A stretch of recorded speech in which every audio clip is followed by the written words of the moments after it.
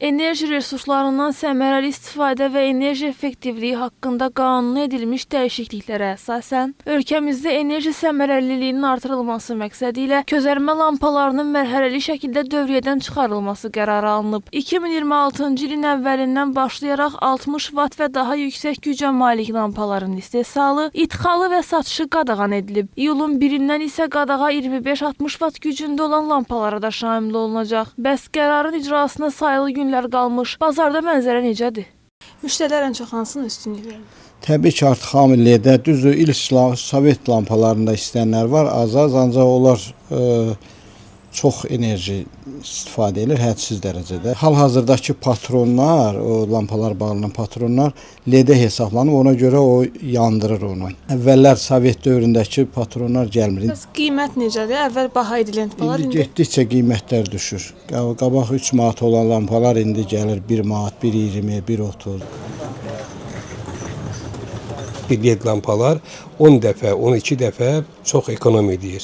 Üstəgəl də bunların dözümlüyü hardasa 80% yüksəkdir. Həm də bütün elektrik şəbəkələrinə ziyanlıq vurmur. İndi LED lampalar hamısı satışda daha üstünlük təşkil edir. LED lampaların həm satışı, həm keyfiyyəti baxımından dəfələrlə onlardan üstündür. LED lampaların üstünlükləri əsasən ekonomluq.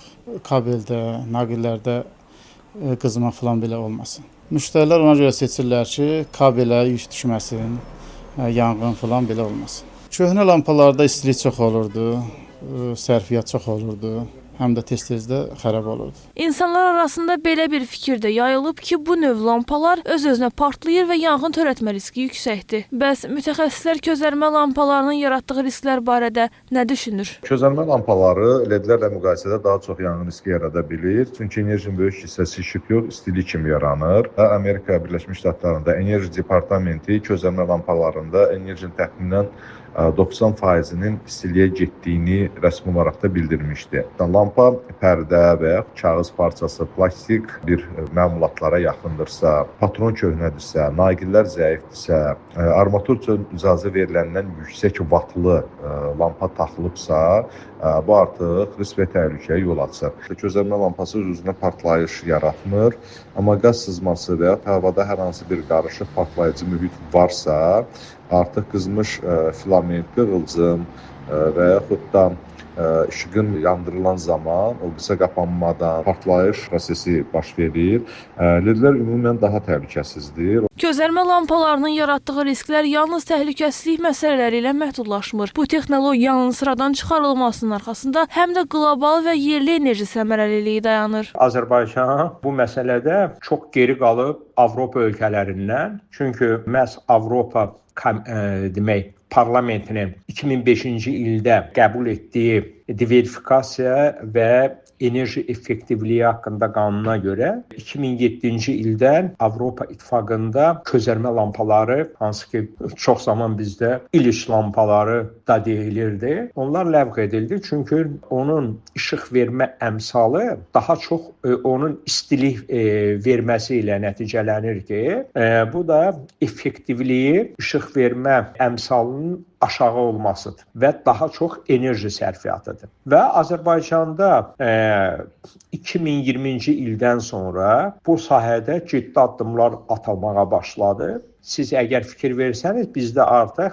yollarda da, hətta Bakının qəsəbələrində, ondan sonra rayonlarda közərmə lampası olan işıqlandırma, yol işıqlandırmasını LED işıqlarla əvəz edirlər. Bəs gözlərimiz bu dəyişimə necə reaksiya verəcək? Sarı közərmə lampalarının göz üçün daha yaxşı olduğu deyə bir fikir geniş yayılmışdır. Əslində isə bu tam doğru deyil.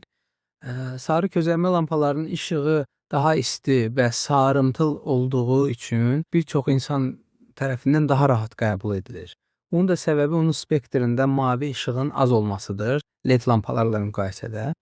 Mavi işıq yuxu ritminin pozulmağına təsir edir, gecələr melatonin ifrazını azaldır, göz yorğunluğuna səbəb olur. LED lampaların da gözə yorucu təsiri əsas nə səbəbdəndir? Onların daxilində elektron driver olur və bu zəif olduğu zaman saniyə ərzində yüzlərlə dəfə titrəmə olur və bunu insan bəlkə də fərqinə varmasa da göz yorğunluğuna səbəb olur, diqqət dağınıqlığa və diskomforta səbəb olur. Közərmə lampalarının istifadədən çıxarılması ilə bağlı Energetika Nazirliyinə də sorğu ünvanladıq. Nazirlikdən bildirildi ki, ənənəvi közərmə lampaları sərf etdikləri enerjinin böyük hissəsini işığa deyil, istiliyə çevirir. Məsələn, 60 vatlıq bir közərmə lampasının verdiyi işığı cəmi 7 vat gücündə LED lampa təmin edə bilər. Bu keçid həm enerji sistemi, həm də istehlakçılar üçün əhəmiyyətli faydalar yaradır. Bir LED lampa istismar müddəti ərzində 17 ədəd adi közərmə lampasını əvəz edə bilər və bu ümumi xərcləri təxminən 6 dəfə aşağı salır. Ölkə üzrə təsirə gəldikdə isə hazırda mövcud məişət abonentlərinin yalnız yarısının LED lampalara keçməsi belə işıqlandırma məqsədi ilə elektrik enerjisi istehlakını gündəlik 4,86 milyon kilovat-saatdan cəmi 567 min kilovat-saata qədər azalda bilər. Bu isə həm elektrik enerjisinə, həm təbii qaza qənaət, həm də karbon emissiyalarının əhəmiyyətli dərəcədə azaldılması deməkdir. Beləliklə uzun illər məişətimizin ayrılmaz hissəsi olmuş közərmə lampaları artıq tədricən istifadədən çıxaraq tarixə qovuşur. Lakin unutmayaq ki, qəbul edilmiş bu qərar yalnız ekoloji təhlükəsizliyin gücləndirilməsinə deyil, həm də ölkə üzrə milyonlarla kilovat-saat elektrik enerjisinə qənaət olunmasına xidmət edəcək. Müasir dövrün tələbləri və innovativ texnologiyaların inkişafı fonunda bu keçid enerjidən səmərəli və məsuliyyətli istifadə istiqamətində atılan mühüm və zəruri addım kimi qiymətləndirilir. Nigar Rəcəbova, Vüsal Bayramov, APA TV.